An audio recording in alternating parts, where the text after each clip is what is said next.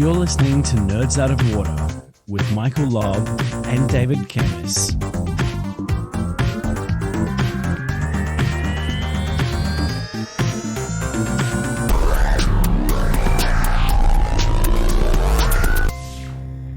Nerds Out of Water is a podcast brought to you by Michael, myself, and David Kemmis. We're two good friends who have partnered on and off with business and over the last 20 years.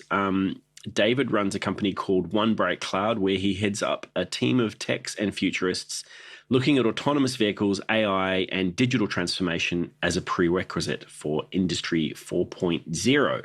Thank you, Michael. Michael runs Team Scale, providing technology advice and solutions to companies having trouble scaling up, which there are a lot of, enabling those businesses to grow and keep technologies on track.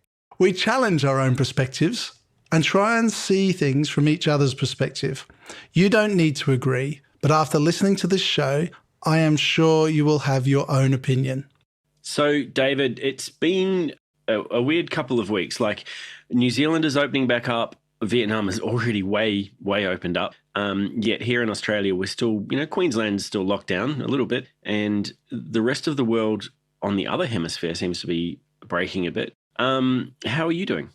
Pretty good. Most of the people I've been working with are now back at work, if not for 2 or 3 days a week. They're back full time. I think it's pretty good to start going back now and to start slowly opening our borders as we think it's necessary. I think it's good for our own mental health and our own mental stability to understand that we need to do this slowly. And for people who are having troubles, it will help them come back to a reality where they can start talking to people. What about yourself? Look, I went into the office for one day this week. It was interesting. It was nice to see people in person, but I think that it was a really difficult. It's going to be difficult for people to go back into the office regularly who have been enjoying the way of working from home. So, you and I work from home a lot. I know a lot of people who work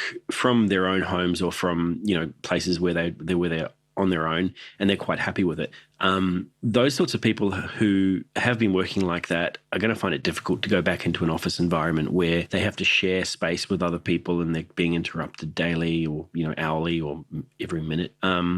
I feel sorry for those people, and I'm one of them. I don't like being in an office environment. I much prefer the other way of working, which is, get your work done and communicate online, and it works really well for most people. Well, we found it works very well for our businesses, both your company and mine. We operate around the world. We don't have an office to go to every single day, apart from the offices that we have for our customers. And half the time we're protecting them from people like ourselves and who either want to hack into us or cause us harm, or we are trying to help them sort out their own technologies and keep them moving. Now, I saw you posted this week about mental health, which is what I'm quite passionate about. Yep. And you said, be kind to your mind. Do you want to go through that? I mean, I know this is to do with COVID-19, but it actually would be really beneficial to anyone who's going back into an office environment. And, I know myself, I need to build myself up to go into an office environment sometimes. Yeah, I think there's going to be a lot of people who are very, very anxious about going back into the office. They know they need to, both from a work point of view and from a mental health point of view, but they're really worried about going back because of what happens to wave 2, or if the virus comes over again, or any multiple things. The good thing about Queensland is over the last week or so, we've only had one new case, I think it is. So we're in a really good position, along with majority of states in Australia. And keeping our borders locked down is good, and I'm sure we'll open them at the right time. But being kind to yourself right now is really important. And this isn't my terminology. This comes from Head to Health. It's a government website, so I'm not going to take the credit for it. But this mentality is, 1, pause. Take a breath and reflect on life, which is a very good statement. 2, keep to a healthy routine. And that means in the morning when the alarm goes off for work, you don't stay in bed. You get up and you do the work, or you go into work. 3, and this is something you and I have said many, many times, connect with others. It's really important to talk to other people. And it's important to have that one-on-one conversation, preferably through some form of video conferencing. So you get the view of the person you're talking to. But if you can't video conference them, give them a phone call.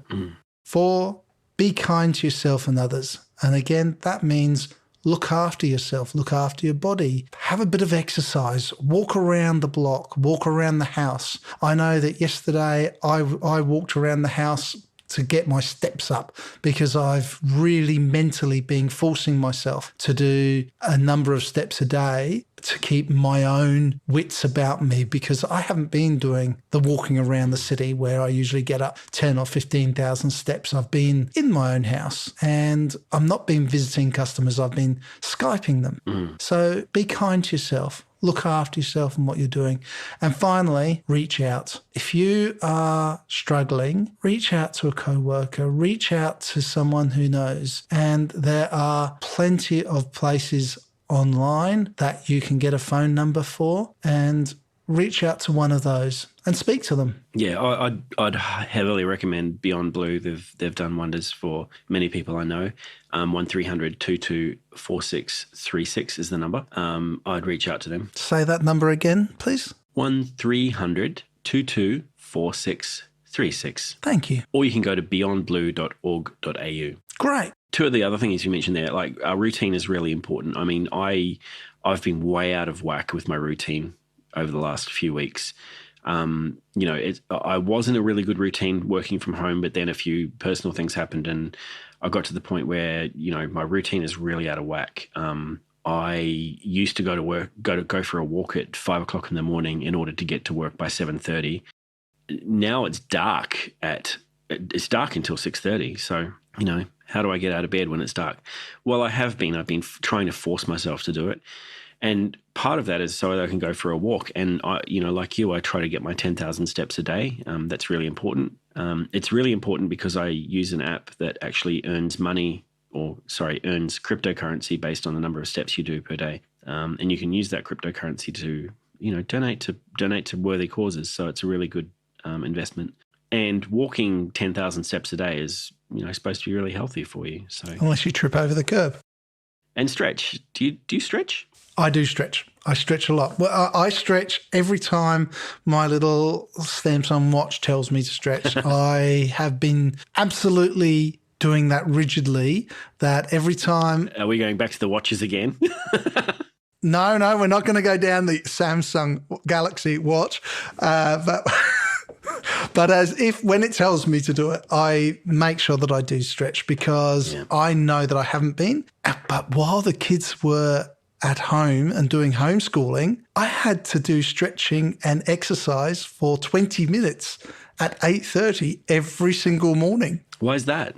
Because at school, that's what they do before class. Right. And that's what they had to do. We should do that in the office. What a great idea. I think it's places like China and most of Asia do a lot of Japan. They do stretching. It's part of the office routine.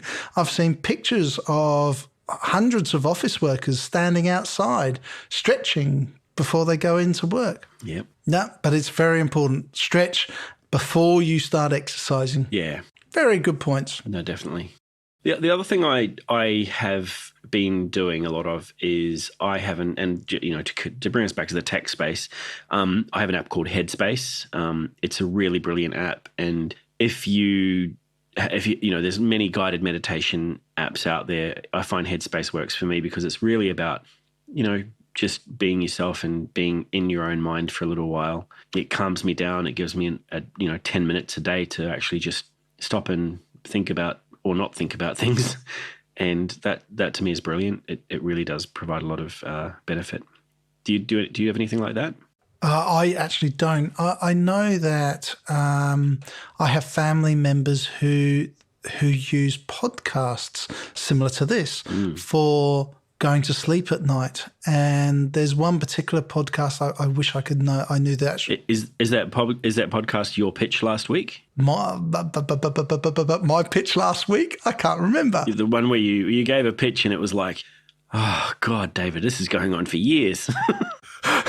No, but it's a podcast where it's relaxing and they listen to it every night. And it's stories about absolutely nothing, about stories about someone going to the shops, and it's just blank space. I really wish I had the name of it. I will get it for next week and we'll actually speak about it. And maybe that's what we do. We speak about a couple of podcasts next week. But it is a mind-setting. Yeah. And there's ocean sounds and there's white noise and things like that as well, isn't there? Yep. Yeah. Yep. And there's some that I do. I listen to white noise and ocean sound podcasts quite a bit, but I don't have a Headspace app, which I have heard of and I have known people utilize. Yeah. I have no problems falling asleep. After the day's done, my brain is dead and I need to fall asleep. And he says, drinking a nice glass of red. Yeah.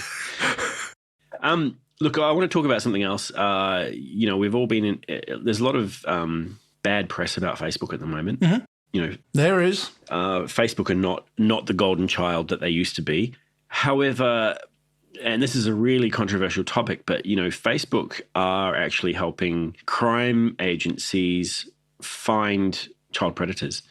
One of these articles here that I read today was about Facebook had helped the FBI find an exploit in Tails. Tails is a distribution of Linux that a lot of hackers would use and know about. They found an exploit that enabled the FBI to catch this predatory behavior. And, to me, that is Facebook doing good. I'm still so torn between, is Facebook evil or are they good, or are they just doing what they do and it's neither good or bad? In my opinion, I think Facebook are doing what they do, because if you want to go down that line, are Google doing what they do? Because Google have a message or a motto that says "Don't be evil." Yep. Are they? But we are the ones. We are the ones who put the data onto Facebook. We are the ones who spread the information, and everything you put on the web, doesn't matter how secure you think it is. If you are putting it on a social media site, you have to believe you're putting it on for everybody to see. Even if you think you've got a Facebook account that's locked down completely, you've got to believe that at some point that will be hacked and that will be in the press. That's the way I look at it. And I agree with you. And, sure, I don't have I've probably got some embarrassing stuff on Facebook and Twitter and LinkedIn from, the late 2000s. Probably with me. In this particular case, Facebook have... Yeah, probably. Facebook would have an amazing team of offensive and defensive cybersecurity experts, I'd imagine.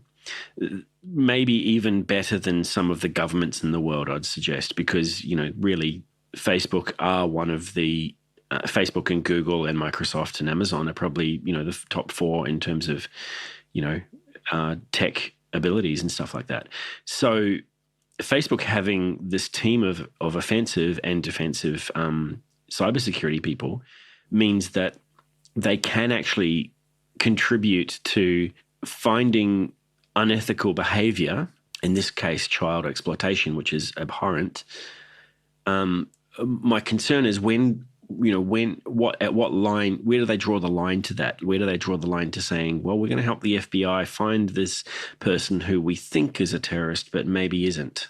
Well, we just want to find out more about them. But then you start looking down into governments and how governments are hacking other governments to exploit the other government for our safety. And then we look at how governments are hacking into our data for our safety. Yeah.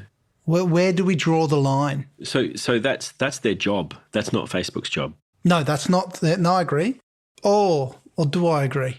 Do I agree? Because if Facebook have been asked to, would they do it? Not in some cases, no. Apple were asked to unlock a phone by a a person, who was suspected of a similar thing, and they refused to do it. And in Apple's defense, they can't do it because they built it with that level of security. So it's not a thing that they can just go, oh, don't worry, we've got a backdoor for that. Yeah.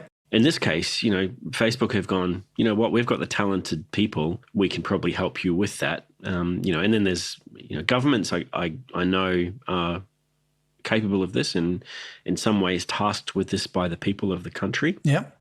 But Facebook is an American-owned company with employees all over the world, employees and contractors all over the world.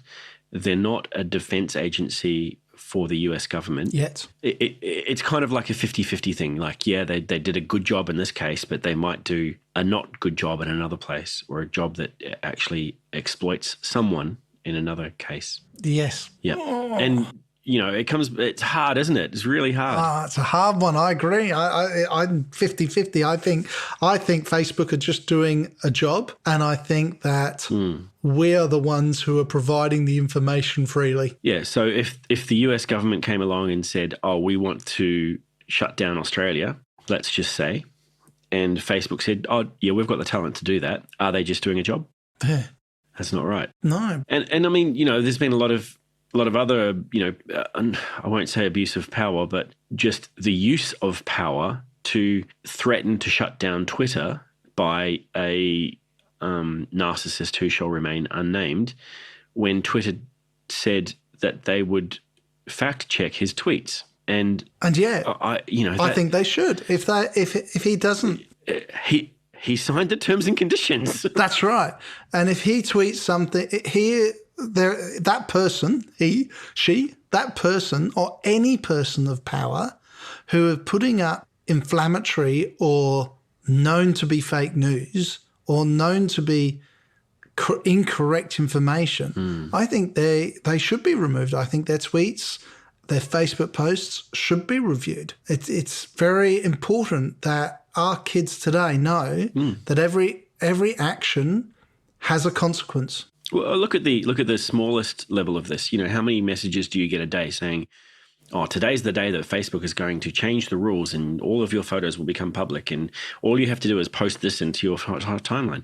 What do the answer to that is bullshit. Yeah. You sign the terms and conditions. They have the right to do whatever you want. Putting a post up saying you don't have the right to do this doesn't change that fact. But wouldn't it be good if when someone posted that, it gave them feedback to say, you know what, that's not quite right. Click here to find out more about what you've just posted. Maybe. Yep. Sure, we'll make your post public because, that's our job.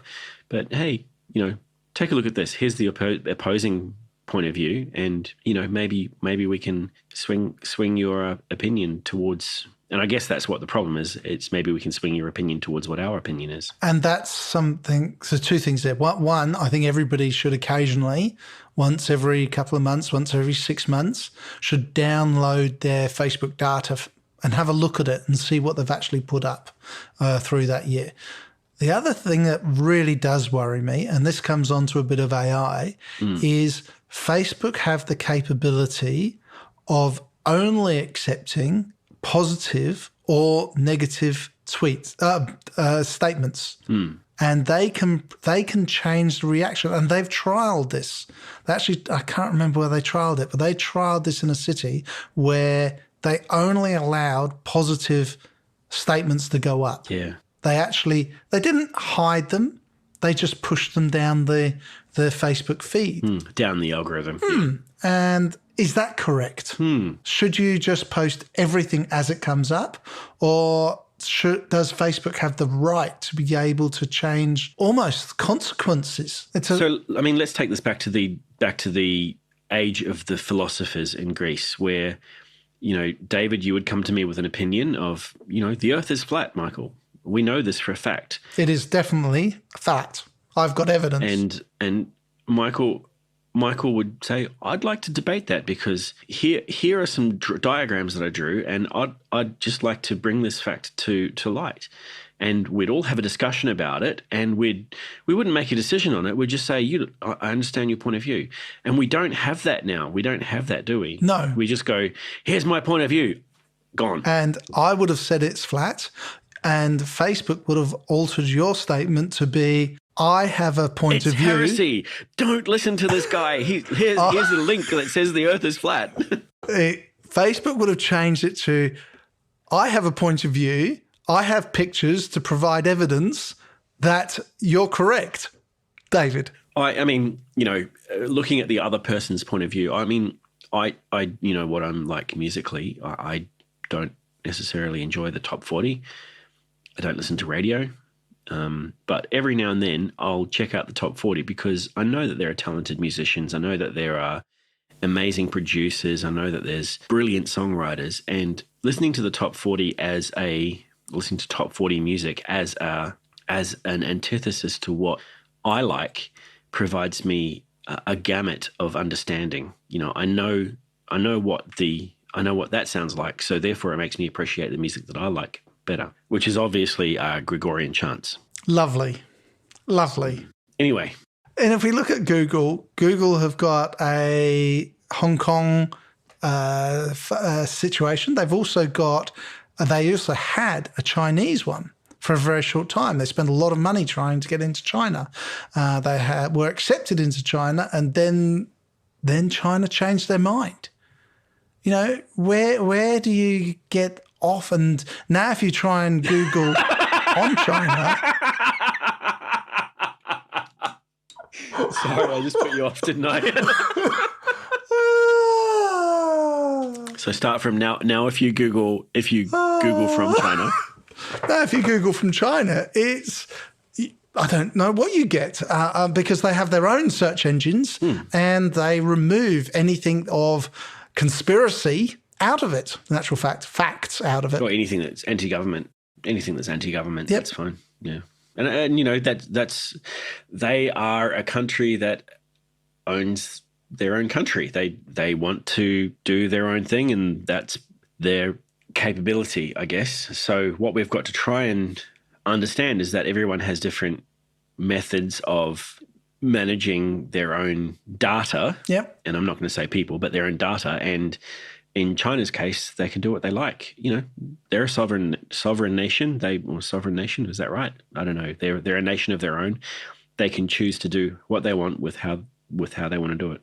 So then we go on to hackers, and without people who can hack, we don't find the exploits that negative hackers will use to get into us. You mean black hat hackers? Black hat hackers, yeah. So the white hat guys go out there, find the exploits. Yep, the red team. And the black hat guys the black hats are out there finding the exploits as well. So if the white hats can find them, and I'm sure that there are so many red teams in Facebook that they're finding these exploits, which they did to hunt down this child predator, and great, you know. And that actually is a really positive result. And without that first hack of, was it X number of million passwords, where we proved that all the passwords, I think it was mid-2000s, where we found that everyone's password were 123 ABC and password and ABCD, we wouldn't have realised that we, first of all, held passwords in plain text. And secondly, we wouldn't have realised that we need some really secure passwords. Yeah. And secure passwords, two-factor authentication, you know, biometrics. Speaking of biometrics. There's a conversation that I wanted to have. We look at biometrics now at how fingerprints, eye recognition, facial recognition is going on. And I want to touch on some of the negative sides of biometrics because I believe biometrics. It's unlike you. You're normally a really positive guy. So, you know, touching on the negative sides of things is... Especially around biometrics, because I think biometrics are really positive and we should be pushing for them because they're far less susceptible to be hacked. Yep. But there are now cases of people hacking biometrics. Not only, you know, you see in James Bond where you cut off your finger and you've got the fingerprint. Oh, That's a bit of a painful way. Yeah, or you put a bit of tape on the wine glass and then pull that off and then put it on the fingerprint scanner. And the scary thing is that actually has been proven to work.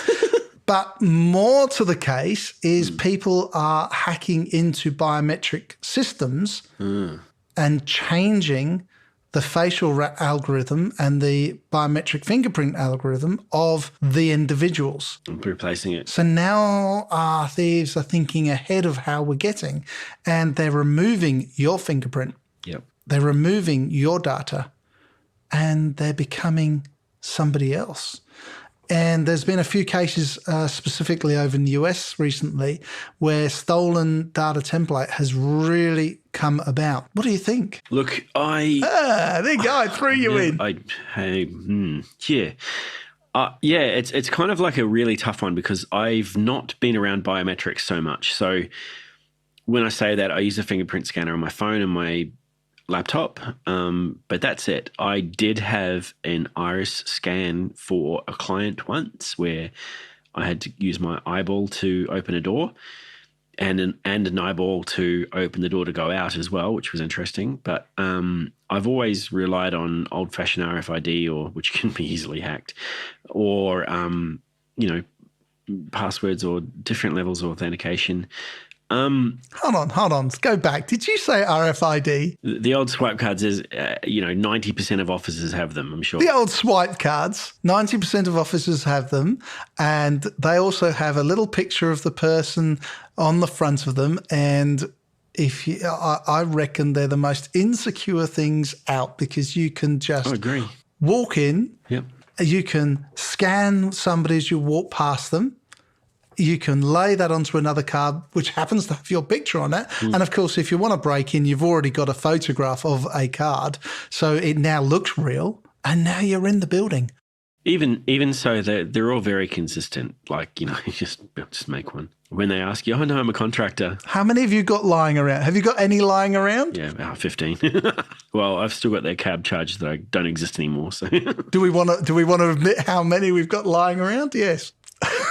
Yeah, but no, I mean, I guess biometric data is supposed to be a lot more secure than those prox cards that you just swipe as you go in. Very definitely. I mean, I've actually got like 3 clients who've just got PIN numbers on their doors, and it's not uncommon. They've got a prox card as well, but it's either 1, 2, 3, 4, or it's the 4 corners. I'm not commenting on that. It's nearly always the same. But wouldn't it be great if, 2 points of authentication? Have you got the prox card? Yes. Have you got your fingerprint? Yes. Okay, great. You're allowed in.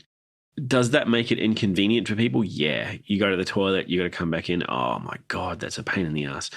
But what's more of a pain in the ass is getting stuff stolen from your office that should otherwise be, secure in your office. And that sort of stuff could be, it could be physical stuff like, i.e. money or, gift cards or laptops or whatever, but it could actually be good IP like AI models that are proprietary. Mm-hmm. It could be customer data. It could be just that they've left a box in your office that's plugged into a secure network port. And those things are really dangerous. So, with biometric, I think it's got to be, I would like to see 2 points of ID on entry to secure buildings. I agree. 2 easy things for you to do, but for not you, it would be hard. But make sure you secure your buildings down, not just the front door, because most naughty boys come in the back door. Okay, David. or up the ramp. What? From experience, if you're going to break into a government building or any other facility, I think we should leave it there. The ramp is the easiest way to get in. But everything from... You know what the best way to come in is? Come in by drone. Have a drone deliver you. Come in by drone. Drone deliveries. There are so many exciting drone deliveries. You're changing my subject. I just don't want you to give away your secrets. I hadn't finished on my security spiel. What, walking through the back door? Really? So what's been happening with drones? Have you had anything exciting been going on? Or should I talk about Canberra and what they're doing? Look, So, I mean, drones. Look, I'm not a big drone guy. You are. I'm not. I love drone photography. I've got the Apple screensavers that have all the 4K drone stuff on there. It's amazing. But what I'm really interested in is that there's in the States, they're using, during this pandemic, they're using drones to deliver library books, which is really cool because I love learning, and I think that if you stop learning, you kind of may as well give up. And delivering library books by drone, if you can't go out and get a library book, and and you don't have Audible or anything like that, which a lot of people don't, it's really cool to just get a library book and, oh, great, I'm going to read this. And I think delivering those by drone is amazing. In saying that, I have seen an episode of Black Mirror. I think it was Black Mirror, but it was, where the drones turned on everyone, and that scared the crap out of me. But hey, drones. Boom, boom, boom. Well, in Australia, in Canberra, we have a company called Wing that is now delivering food, hot coffee, hot tea, hardware, pharmacy, pet, homewares, all sorts of things through drones. And it's come about recently, and I think this is so exciting. So not only is Australia Post delivering post to regional Australia through drone deliveries, and we've got are they fixed wing drones, or are they like helicopter drones? No, they're helicopter drones. Yep, okay. Four blade helicopter drones, and they're really clever. Because I thought maybe rural delivery would be better served by fixed wings, like more. My apologies. With the Canberra is helicopter. Yeah. The Australia Post are using fixed wing. Nice. Okay. And I think on the south side of Brisbane, they're delivering pizzas by drone. Not sure how that's set off and how that's going. I'm on the south side of Brisbane, the very south side of Brisbane. You're on the very, very south side of Brisbane. I have to say, I've been playing around recently with a water drone, and this is a large drone that can land in the water, and it can take 4K photos in under the water. It drops the camera all the way down, and then you can lift up the camera and you can take off, and it's amazing. It's a swell drone, and I've been doing a lot of playing around with this. You can crash it into the water and you can flip it, and this is something that they've been trialling some of the rescue, the air rescue at the beaches. Okay. With. Yep. So it's been a good thing. Yep. If you want to try that out in my lake sometime, I'd really, really like that. We will pop over and do that and have some fun. I've got two of them sitting right next to me at the moment. I know that I have a stingray in my lake, and I want to find him or her. You have a Loch Ness monster? No, I don't. This is not Scotland. I think you do. Not in Scotland. No, I do actually think that, eventually we're going to get to the point where we're delivering by drone a lot more. Yep. I know Australia Post is looking at cutting their postal service, so only get delivered every second day.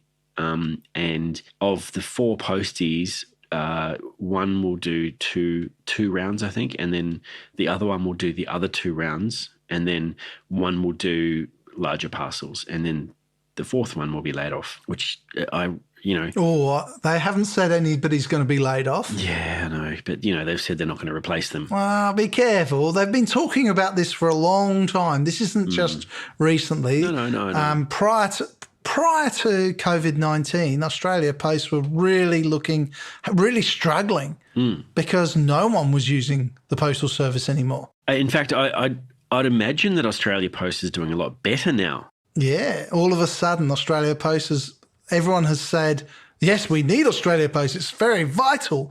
But before COVID-19, everyone said, who cares? We don't want them. Yeah. Yeah. Really interesting. Yeah. But I want to go back to your library books. There are many people, especially elderly, and I look at my dad. He's nearly 90 years of age over in the UK.